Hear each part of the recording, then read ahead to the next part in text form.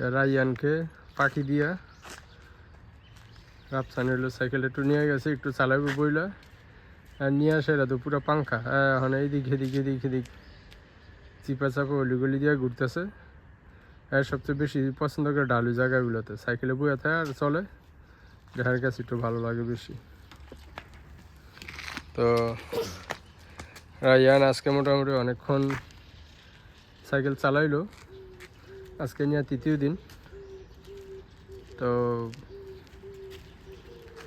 শুরুতে তো এভাবে ভয় পাইতো, বেশি কাঁপতো, সাইকেলটা অনেক ওজন মনে হইতো।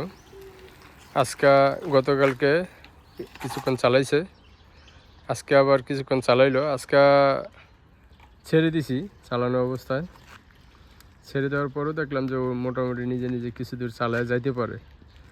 তো আর একদিন ট্রায়াল দিলে আশা করা যায় যে ও নিজের মতো করে নিজে হয়তো একা একা চালাইতে পারবো। রাইয়ান, আব্বু এদিকে আসো। তোমার কাছে আজকে কেমন লাগলো সাইকেল চালানো? এই যে আমি আব্বু ছেড়ে দিছি সাইকেল, তোমার কি ভয় লাগছে? নিজে নিজে চালাইতে পারছো? ভয় পাও? কোন জিনিসটা সবচেয়ে বেশি ভয় লাগে? সোজা দাঁড়াও। কোন জিনিসটা বেশি ভয় লাগে সাইকেল চালাইতে গেলে?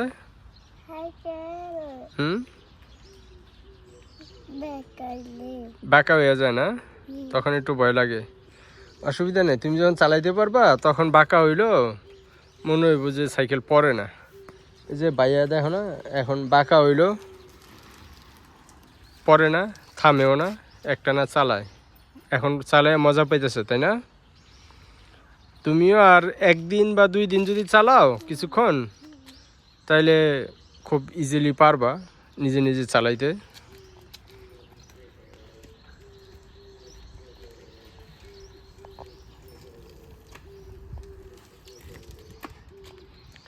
রাফসানের সাইকেল তো রাফসানে ঠিকমতো পড়ালেখা করে না, ঠিকমতো পড়ালেখা করলে রাফসানের সাইকেল আয়া পড়তে এতদিন।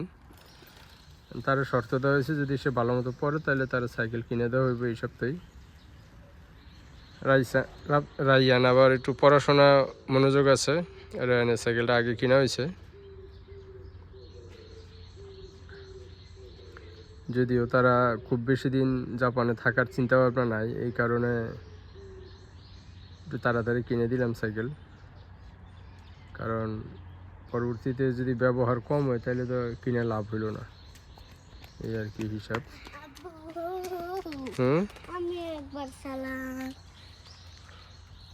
রাফসান আসো, এদিকে আসো। এখন একটু সাইকেল চালান পাইরা পুরা অস্থির অবস্থা, সাইকেল পাইলে আর ছাড়তে চায় না, এটার কি অবস্থা।